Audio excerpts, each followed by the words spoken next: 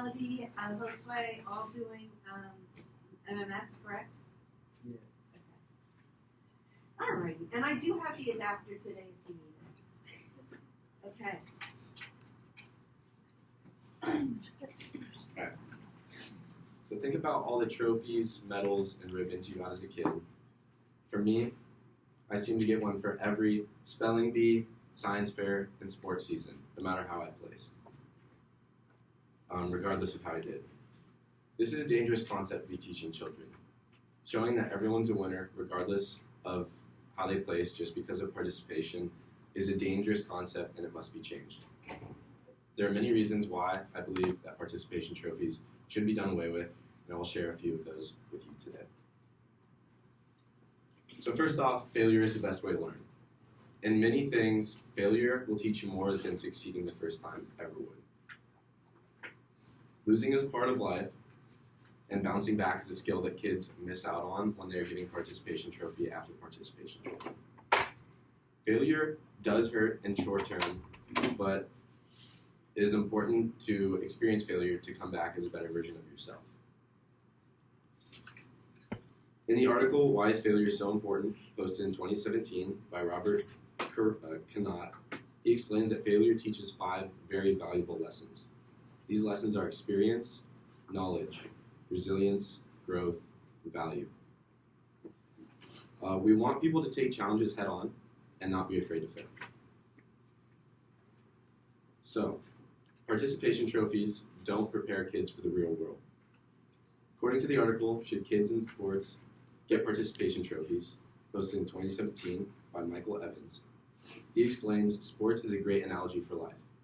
If you're not good enough, practice to get better. Giving everyone a trophy doesn't prepare them for real life and will leave them ill-equipped to deal with everyday issues they might encounter as adults. The truth is, no matter how you look at it, in life there are winners and losers. We must teach our kids how to lose because losing is inevitable. And people are separated by how they take their losses.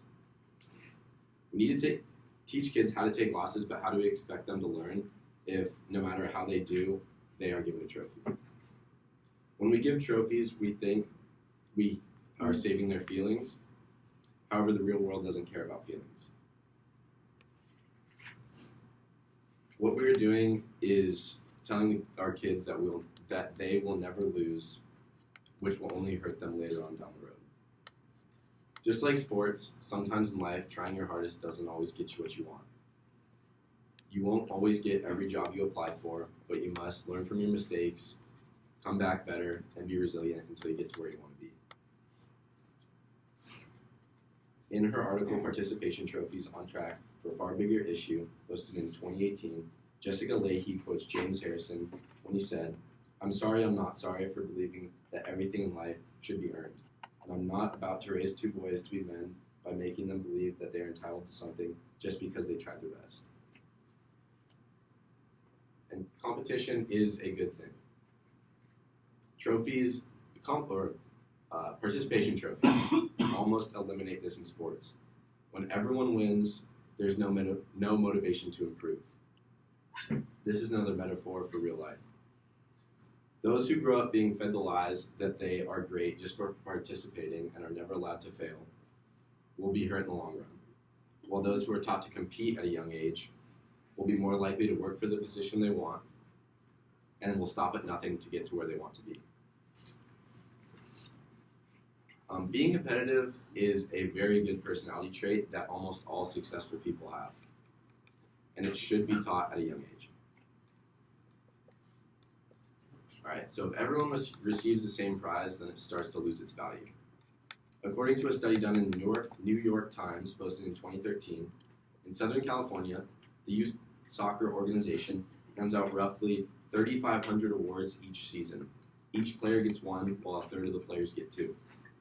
It's hard to be proud of an award when you know that there's identical awards in every single kid's room that competed in the same league. We need to recognize that those that are truly great and give people trophies that have actually accomplished something, and then give the other kids a reason to improve themselves. Betty Burden's article posted in 2013 in the New York Times called Participation Trophies Send a Dangerous Message. She explains, Trophies used to be awarded only to winners, but are now little more than party favors. Reminders of experience, not tokens of true achievement. When awards are handed out like candy, to every child who participates, they diminish in value. Alright, so there are definitely people who believe that trophies are necessary.